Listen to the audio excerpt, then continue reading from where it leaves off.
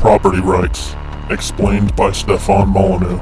I think it's important to talk about property rights to begin with, which is the first question is what do you own? Property is not about what you claim. It's not about what you own, it's what you create. The first question is what do you own? It's not about what you own, it's what you create. You seem to have an odd definition for the word own, and you also use the word own to refer to two distinct concepts. Own means control over, and property rights means sole control over. I don't see how this definition could possibly work. If I steal your car, I am in control of your car. I have sole control over your car. According to the way you just defined it, I would own your car. And let me sort of give you an example. You know a guy named Bob, and you catch video of him kicking over your garbage cans. Who owns the mess? You just seem really stuck on this word own. Why not just ask who is responsible for the mess? And the answer is rather obvious, especially when the way you define own wouldn't really make sense in this case. Own means control over, and property rights means sole control over.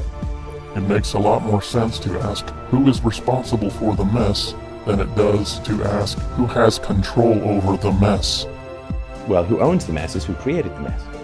The one responsible for the mess is the one who created the mess. You're probably going to go over to Bob and say, listen, man, you just kicked over my garbage cans. What's up with that? You're going to clean up this mess. I didn't make it. You made the mess. And he says, well, man, they're your garbage cans. It's your garbage. I mean, what would you say? You'd say, well, yes, it's my garbage cans and my garbage. You created the mess. So far, you've given reasons for the concept of responsibility and enforceable ethical obligations.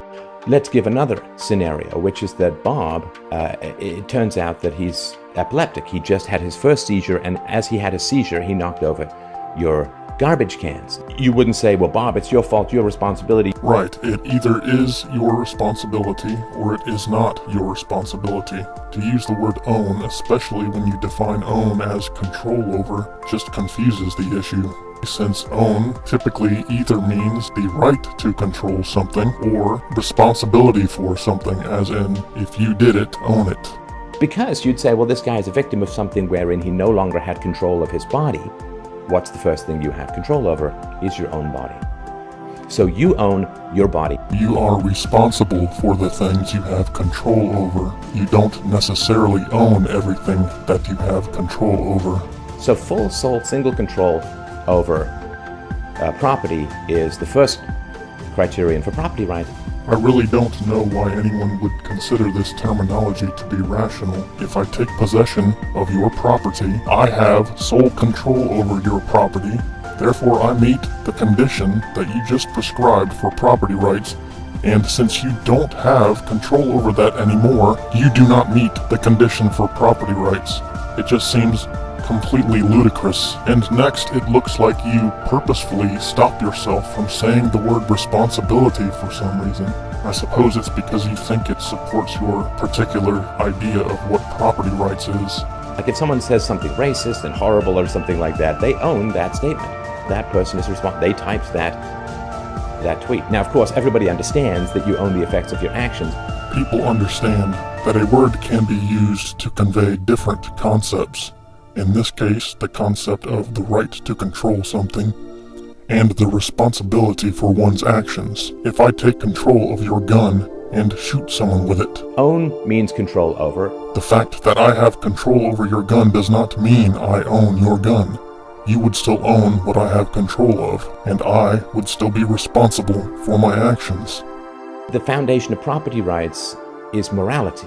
Now, it's not like we have to have property rights in order that we can have morality. It's just that the two are one and the same. Now, it's not like we have to have property rights in order that we can have morality. It's just that the two are one and the same. Nothing you have said demonstrates that morality and property rights are the same thing.